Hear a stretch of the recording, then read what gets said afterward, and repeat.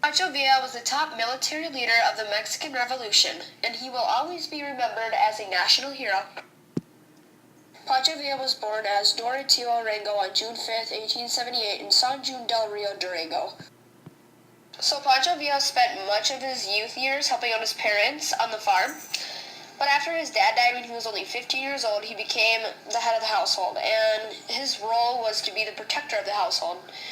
One day in 1894, when he was out working in the fields, he heard his sister, and he went in, and there was a man trying to harass his younger sister. She was like 12 or 13, and he shot the guy. So then Pancho, after he shot the guy, he basically had to flee because he would have been killed. So he spent 6 years on the run in the mountains, and while there, he actually joined a group of fugitives and became a bandit, and that's kind of when he started his new image as a Robin Hood. So in the late 1890s, he worked as a miner in Chihuahua in addition to selling stolen cattle. But it wasn't long before he added more serious crimes to his record, such as robbing banks and taking from the wealthy. But when he would take from the wealthy, he wouldn't just take it for himself. He would also give it to peasants and people that were really poor because he could kind of relate to them since he grew up as a peasant. So in 1910, Pancho Villa was still living as a fugitive. He decided to join Francisco Maduro's successful uprising against the Mexican dictator, Porfirio Diaz. With Villa's skills at reading, writing, fighting, and his knowledge of the land, Maduro was named a revolutionary leader and won the first battle of Ciudad Juarez in 1911. Diaz out of power, and Maduro took the position of president and named Villa a colonel, and a colonel is basically an army officer of a higher rank.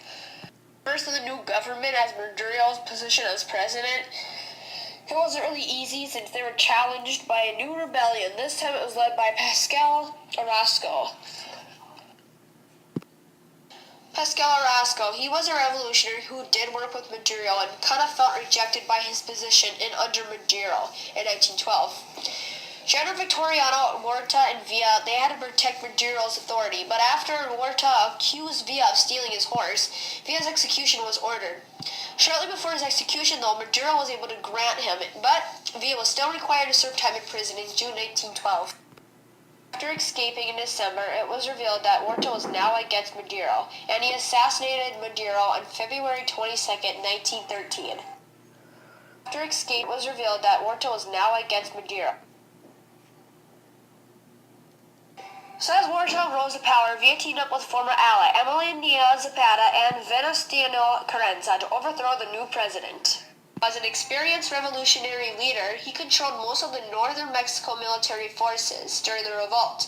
It was the Division of the North. Villa led soldiers into battles by the droves,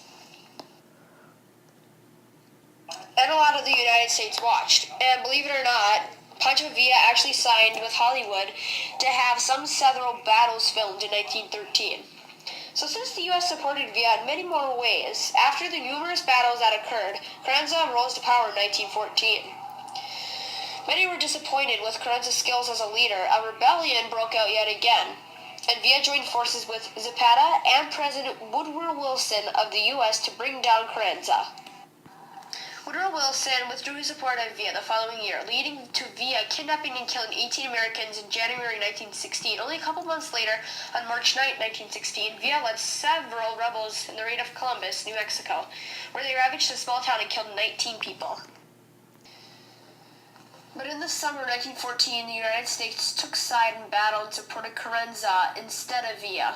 On March 9, 1916, Villa attacked the town of Columbus, New Mexico. His attack was the first on American soil since 1812.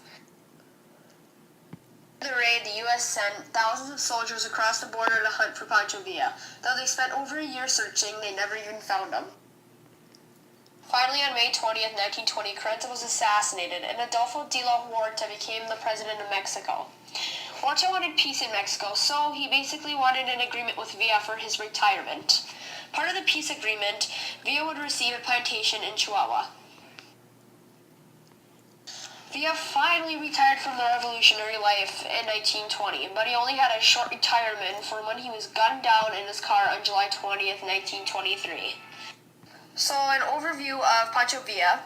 He ran from the law, he had a revolutionary breakout, campaign against Diaz, defense of Maduro, campaign against Carranza, and Victoriana Huerta, a Columbus raid, and a peace agreement with Adolfo de la Huerta. He did have a legacy. The people of Mexico were devastated to hear about his death. He was still considered a folk hero for the defiance of the Americans, and was also seen as a savior for the poor Mexican people. Those who even hated him mourned his death. Although Mexicans have forgotten his role in the bloody revolution, forgotten his massacres and executions and robberies, and all what he did, his darings, his cleverness, and his defiance. But it is still celebrated to be in many Mexican arts, literature, and film.